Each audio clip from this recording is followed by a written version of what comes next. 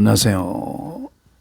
전화가 와가지고 끊겼는데 삭제를 했습니다. 다시 이어가자면, 처음부터 다시 이야기하자면, 존재와 존재가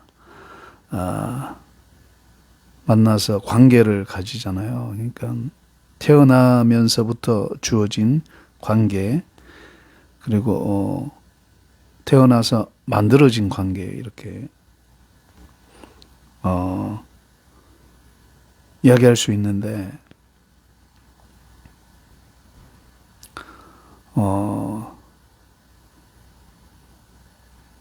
나는 특히 시스템에 대해서 관심이 많아요.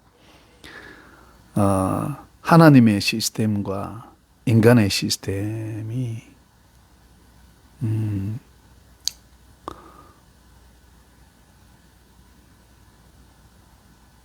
명확하게 구분 짓기는 사실 힘들지만, 사실 모든 것이 하나님의 통치 아래 있죠. 그런데 우리가 죄인이다 보니까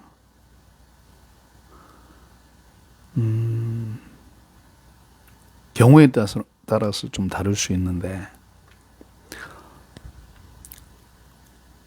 발음이 참 시원찮네. 그런데 존재의 소중함은 혼자서도 느낄 수 있지만, 존재와 존재가 만나는 관계를 통해서 보다 명확해지고 정확해질 수 있어요. 그러니까 긴가민가한 상태에서는 능력이 나타나지 않아야 되는데, 그러니까 혼자 버티는 능력은 나타날 수 있어요. 그러니까 사실 혼자 살아가는 사람들의 특징은 늘 과정 속에서 허덕이다 보니까, 이 말은 혼자 살아가는 사람들은 시작과 끝을 잡고 가는 게 아니라 과정을 잡고 지탱하는 그런 거다 보니까 늘 끝까지 가봐야 아는 거예요. 그러니까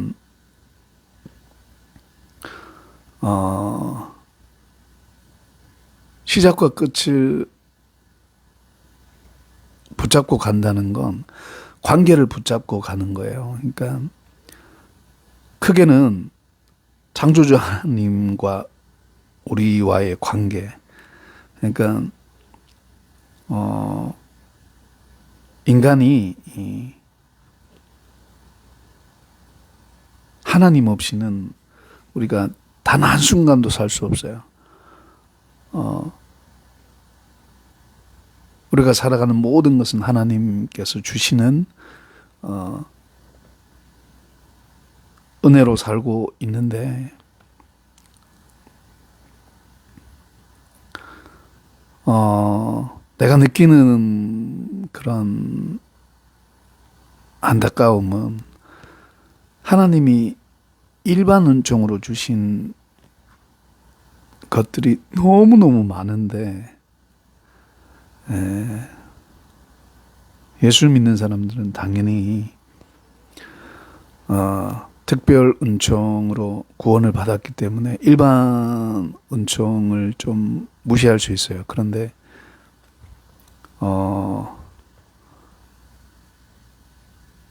둘 다 중요한데, 예수님이 2000여 년 전에 이 땅에 오신 목적이 무엇일까를 생각했을 때는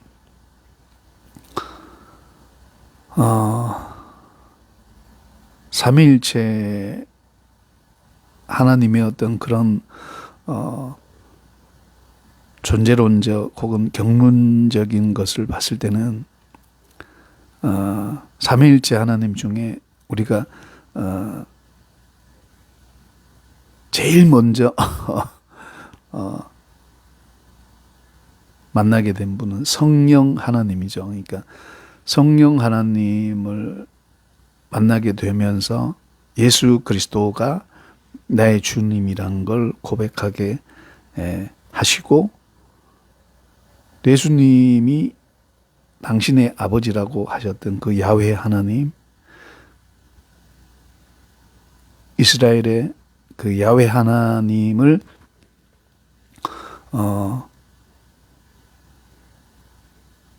예수님의 아버지로 인정하는 그런 것이 정말 내 삶으로 나타나게 하기 위해서는 내가 예수를 온전히 믿어야 된다는 거죠. 그러니까 예수 그리스도를 100% 신뢰하게 되면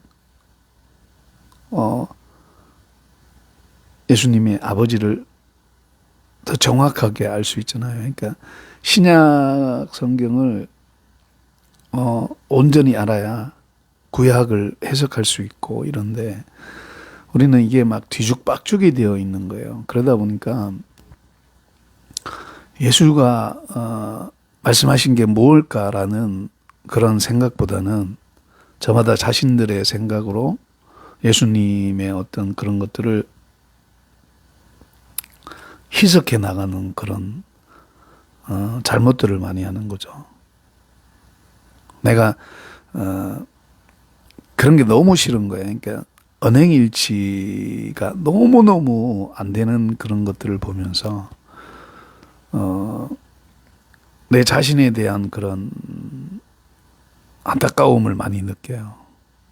어릴 때는 그나마 신앙이 좀 있어서 이타적으로 살려고 노력도 하고, 내가 남에게 선을 베풀었을 때 하나님이 나에게 되갚아 주시지 않았어도 나는 그것으로 좋겠던 거예요. 그러니까 내가 누군가에게 도움이 됐다는 것 자체가 나는 이미 하나님께 받았다는 거예요.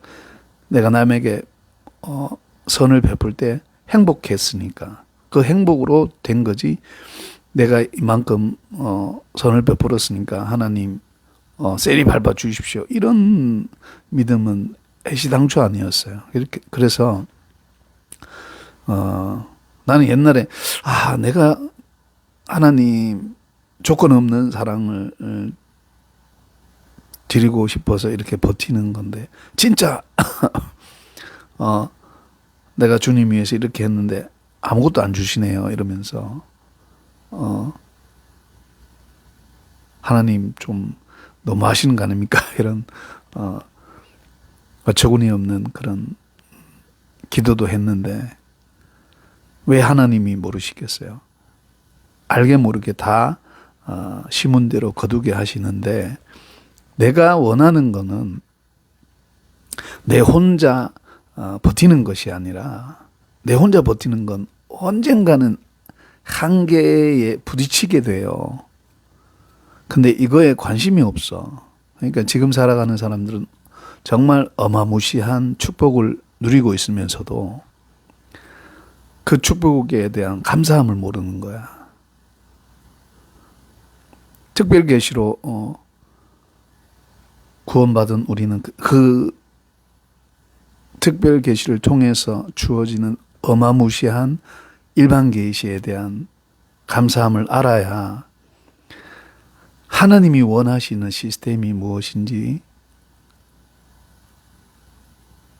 그리고 하나님과는 정반대의 적그리스도, 그러니까 사탄의 즉 공중권세 잡은 자들의 시스템이 무엇인지를 분간을 못하는 것 때문에 하나님이 주신 게 아닌데도 하나님이 주신 거라고 생각하고, 하나님이 주신 건데 하나님이 주신 게 아니라고 생각하는, 그러니까 부부가 살아가는 그 모든 시스템을 보면 그 가정의 시스템이 다 드러나게 되어 있어요. 그러니까 사람의 제추어나 사람의 어떤 그런 표정이나 이런 걸 보면 그 사람의 마음이 어떤지 이렇게 얼추 대충은 보이잖아요. 그게 왜 그런 건가 하면, 물론 사람이 숨기려고 하겠죠. 그런데 은연중에 이게 드러나는 거 있잖아요. 근데 나는 솔직히 속의 걸 숨기기가 싫어. 내가 이제 뚜껑이 많이 열리는 사람인데 왜 참냐 하면 하나님께서 그걸 좋아하지 않으셔서 그러니까 끝에 가보면 고개를 끄덕끄덕 할 일이잖아요. 근데 과정 속에서는 절레절레 흔드는 거야. 그때 가면 그렇구나. 아, 이해가 된다. 이렇게 되는데 과정 속에서는 이해를 못 해요. 내 입장만 생각하니까. 지금 정치가 그렇잖아요. 그러니까 정치가 시작과 끝을 함께 공유하면서 가야 되는데 시작과 끝이 달라. 다르니까 하나가 될 수 없는 거죠, 사실은. 그래서 국민들만 더 골 때리는 삶을 사는 거죠. 그래서 정치인들이 결국 국민들 이용하고 자신들의 배만 채우다가 끝나버리는, 뒤지게 싸우는 거는 국민들만 뒤지게 싸우는 거죠. 뭐가 뭔지 모르고 싸우는 거죠. 그러니까 남편과 아내가 시작과 끝을 공유해야 되는데 과정만 살아간다면 과정 속에서는 행복한 것 같죠. 근데 끝에 가시면 그 행복이 아니었네라고 하실 거라고요.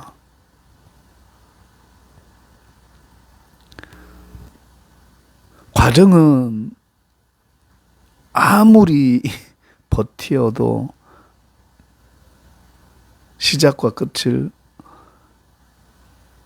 이겨낼 수 없어요. 관계란 건 뭘 의미하는가 하면 존재의 영원함이 있잖아요. 그런데 그 존재와 존재가 만나는 것 자체가, 영원한 존재와 영원한 존재가 만나서 영원한 관계를 이루어 가잖아요. 그러니까 관계라는 건 결국은 존재라기보다는 시작과 끝을 붙잡고 가는, 남편과 아내를 봤을 때 언약적인 관계라고요. 그러니까 서로 다른 존재가 만나서 결혼을 하는 것 자체가 그냥 뭐 과정 속에서 얼떨결에 만나거나 우연히 만나가지고 사는 동안에 행복하게 살자 이런 개념이 아니라고요. 그러니까 결혼을 그렇게 생각하니까 결혼으로 나타나는 결과가 내 마음에 들지 않으면 그 결혼의 의미조차도 자신의 생각대로, 자신의 가치관대로 바꿔버리고 합리화시키는 거예요. 내가 아무리 내 자신을 옳게 생각하려고 애를 써도 옳게 해석이 안 돼요. 왜냐하면 이 관계의 소중함은 내 존재의 어떤 과정 속에서 일어나는 것과는 비교도 할 수 없을 만큼의 큰 능력을 가지고 있어요. 존재는 어차피 태어나서 죽음을 향해 가고 있지만 그 죽음을 향해 가고 있는 존재들이 만나서 관계를 이루어서 산다는 것 자체는, 그러니까 죽어 마땅한 우리가 예수 그리스도의 십자가와 부활을 통해서 구원받은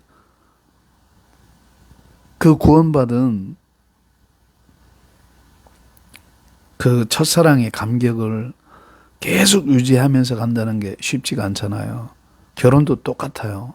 결혼할 때 그 설레는 마음, 남편은 내 아내를 행복하게 끝까지 사랑해야겠다. 아내도 내 남편을 행복하게 끝까지 사랑해야겠다라고 하는 그 초심이 과정 속에서 계속 유지하기가 힘들다는 거예요. 그래서 시작을 한다는 건 끝을 함께 붙들고 갈 수밖에 없는 필연적인 거예요. 제가 지금 목이 아파서 그런데 저도 지금 몸이 많이 아픈데도 한 번씩 노래하는 건 하나님께 서운한 것도 있지만 그것보다는 혼자 느끼는 그런 절망감이나 이런 게 밀려올 때 수습할 수가 없는 거야. 그러니까 기도하고 말씀 보고 성령 하나님 의지하고 살아갈 수밖에 없는 나 자신의 한계. 그러니까 구원을 선물로 받았기 때문에 구원을 만약에 내가 가톨릭처럼 뭐 하나님의 은혜 50% 나의 공로 50%라고 한다면 좀 달라질 수 있는데 그게 아니고 구원은 전적으로 하나님이 우리에게 주시는 선물이라고요. 내가 왜 예수 믿고 구원받았는지에 대해서 아무리 생각해도 행위로는 답이 안 나와. 그냥 좀 착하게 살았던 시기가 있었을 뿐이에요. 그런데 그 반대로 나쁘게 살았을 때도 있고 방황했을 때도 있고 제가 늘 참았던 건 아니잖아요. 한 번씩 뚜껑 열릴 때도 있고 건달들 두드려 패서 뭐 낭패를 본 일도 있고 그래요. 그런데 그때마다 이제 살인의 어떤 그런 걸 느꼈지만 진짜 죽여버리고 싶었지만 예수 믿는 거 하나 때문에 주먹을 멈추고 했어요. 그런데 그때마다 내가 마음으로는 정말 뚜껑 열리지 말아야지 다짐을 하고 수없이 기도하고 말씀 읽고 성경 연구하면서 내가 솔직히 10개 국어를 목표로 하고 있어서 그러니까 5개 국어는 얼추 된 것 같은데 아직도 멀었습니다. 근데 공부에 대한 그런 열망이 너무 강해요. 그러니까 성대가 파열됐을 때 이거다 싶었던 거지. 그러니까 노래에서 파열된 게 아니라 나는 아무리 노래를 크게 해도 목이 간 적이 없어요. 밤무대 하면서도 그랬고 내 몸을 돌보지 않으면서도 그렇게 노래해도 목이 간 적이 없어요. 목도 굵지만 성대가 원체 튼튼해서. 근데 한 20년 부르짖고 나면 가게 되더라고. 찬양하면서. 그러니까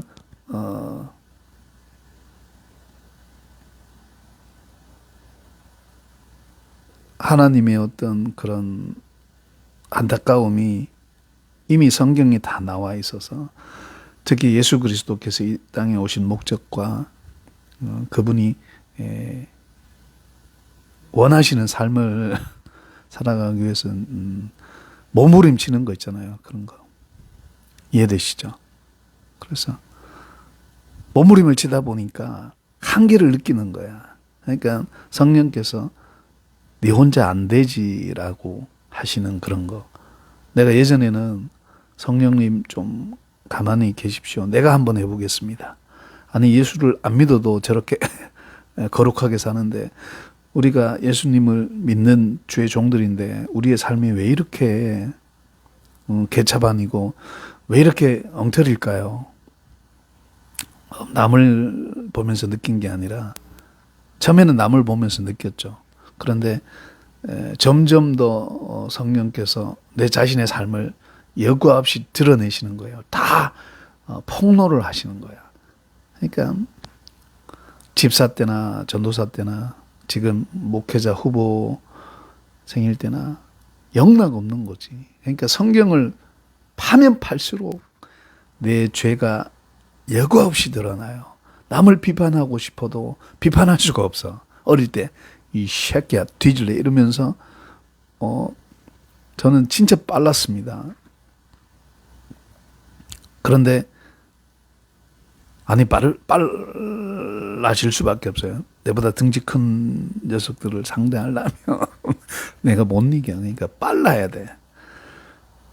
치고 빠지는 게 빨라야 된다는 거죠. 그리고 급소가 내 뇌에 다 저장되어 있어요. 사람의 머리부터 발끝까지의 급소가 다 저장되어 있어서 그 사람 딱 신체 스캔 딱 하면 어디가 약한지 다 나와요. 그래서 거기만 생명 걸고 때려요. 그래야 난도질을 안 해. 난도질을 안 한다고요. 그러니까 가볍게 툭툭 하면서 상대방을 제압할 수 있어요.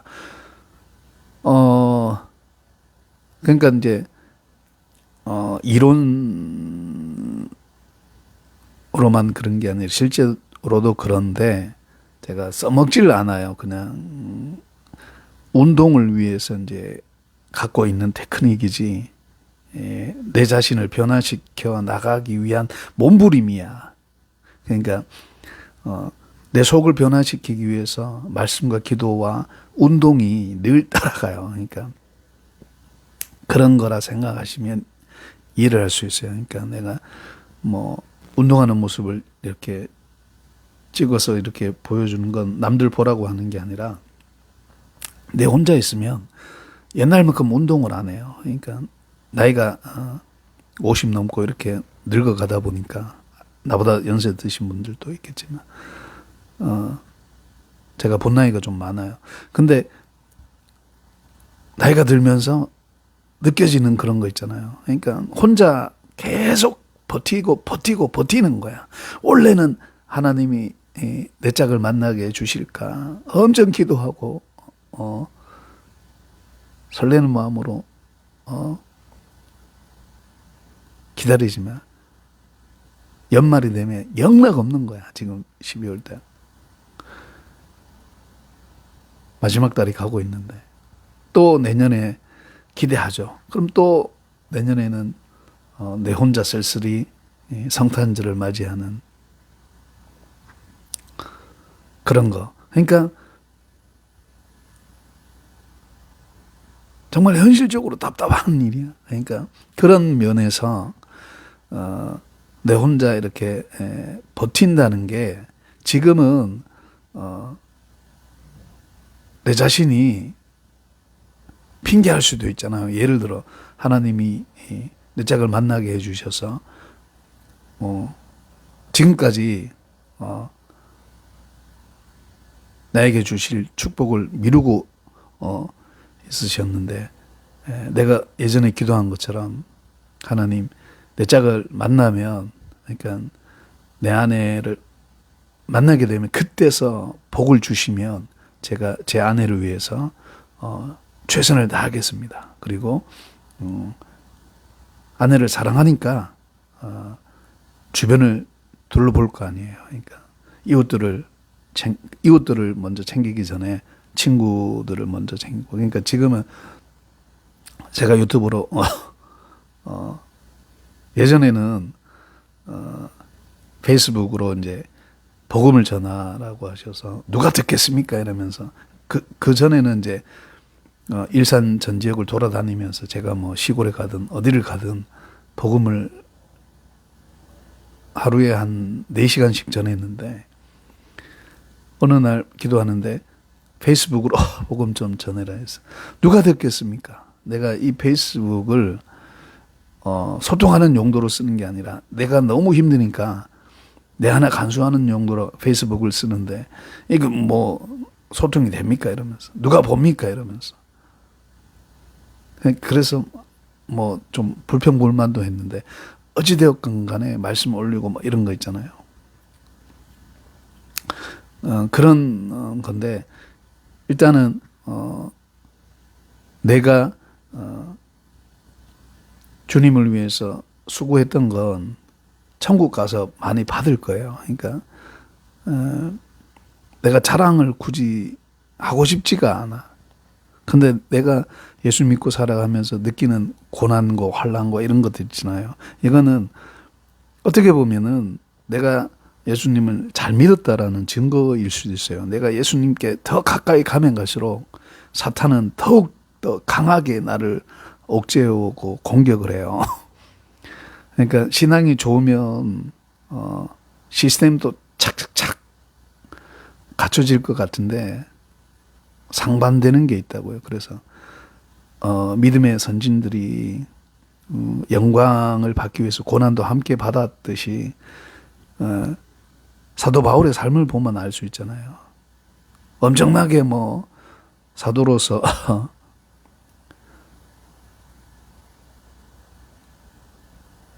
한 세상 잘 산 것 같이 보일 수 있지만 그의 삶은 맨날 매맞고 핍박받고 여기 가서 복음 전하면 또 여기서 핍박받고 또 도망가서 다른 데 가서 복음 전하고 맨날 굶고 그렇게 살았다는 거죠.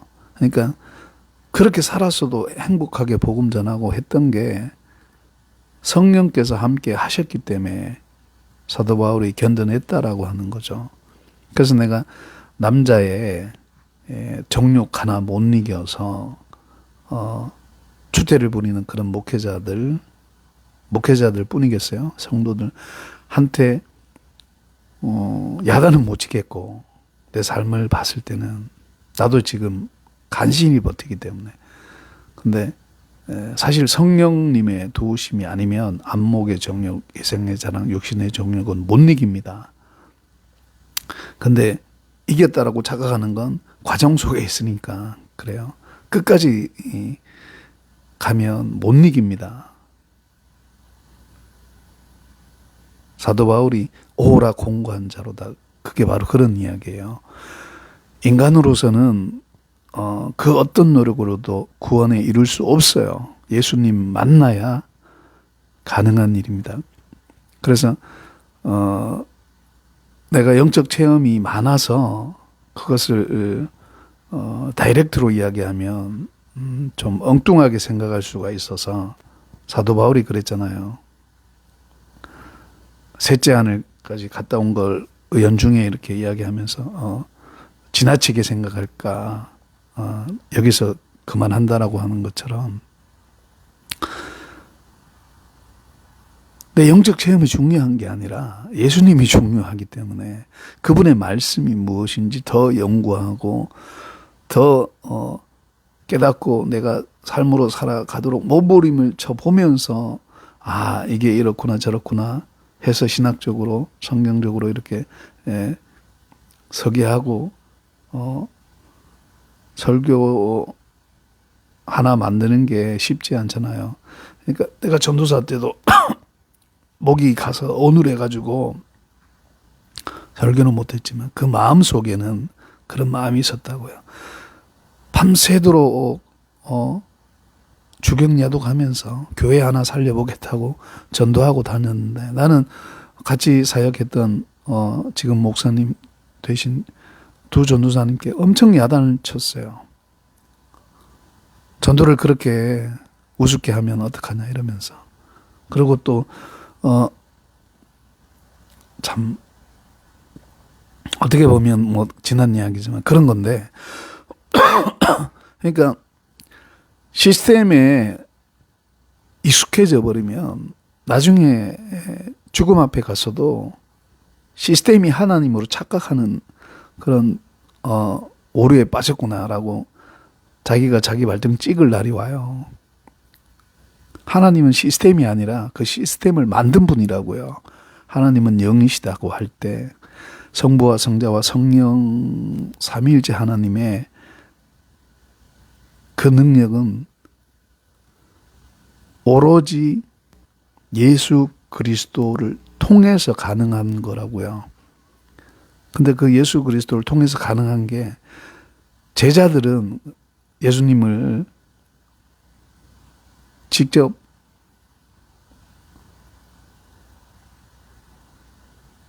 보면서 느끼면서 살았잖아요.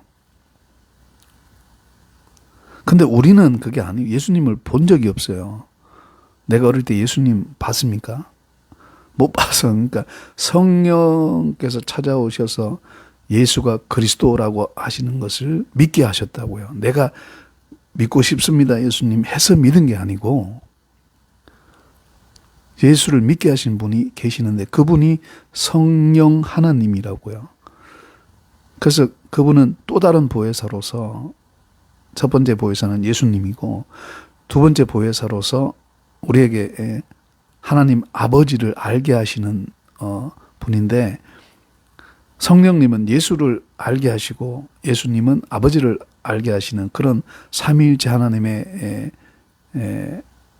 관계를 생각한다면 우리의 삶에 있어서 남편과 아내부터 그게 나타나야 된다고. 남편과 아내가 삼위일체 하나님의 그 믿음, 소망, 사랑이 나타나면 자식들에게도 나타나게 되고 형제들에게도 나타나고 이웃, 친구들, 이웃들에게 나타나요. 내가 친구들에게 복음을 전하는 그런 게 너무 정말 절절해서 내가 어릴 때 그래도 좋아했던 친구들이었기 때문에 지금은 좀 멀어졌지만 그래서 그들이 지옥 가는 걸 내가 정말 너무너무 마음 아프게 생각해서 내 삶으로 내가 원래 뚜껑 열리는 놈인데 진짜 화가 많아요. 많은데 얼마나 화가 많았으면 오른 손목이 부러졌는 이거 내가 고등학교 졸업하고 서울에 올라와서 정비 공장에서 펌프 필 때 손이 오한마로 맞아가지고 손이 부러졌는데 그 부러진 것도 모르고 건달하고 그 건달이 그 약자를 괴롭힐 때 내가 그걸 못 참고 이제 해결을 했는데 나중에는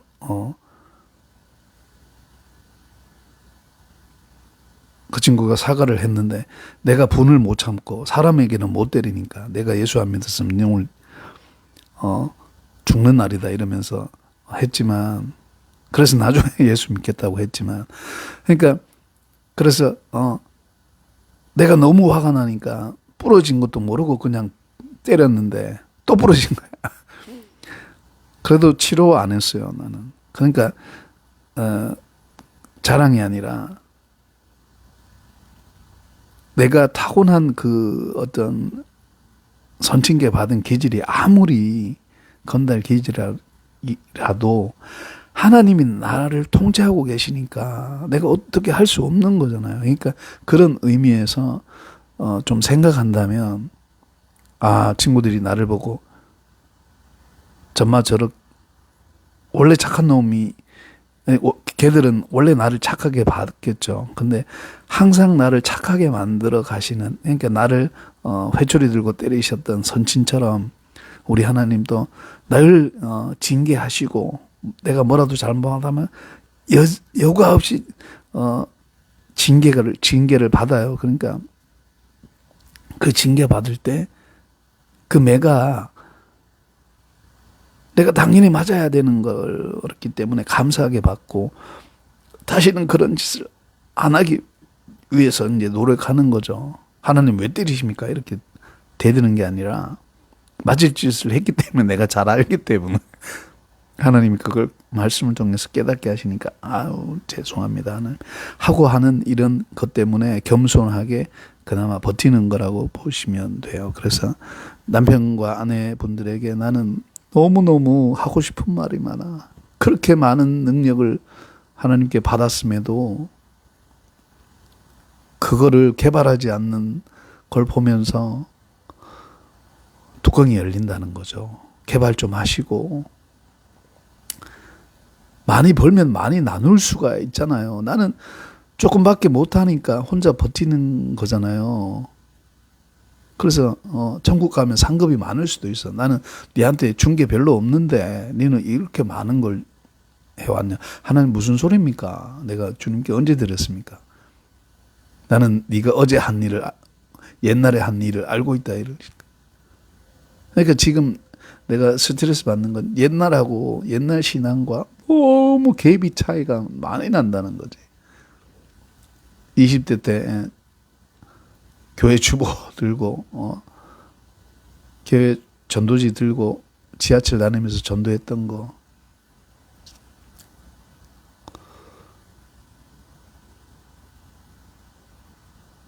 참 그런 것들이 떠오르는데 아무튼 감사합니다.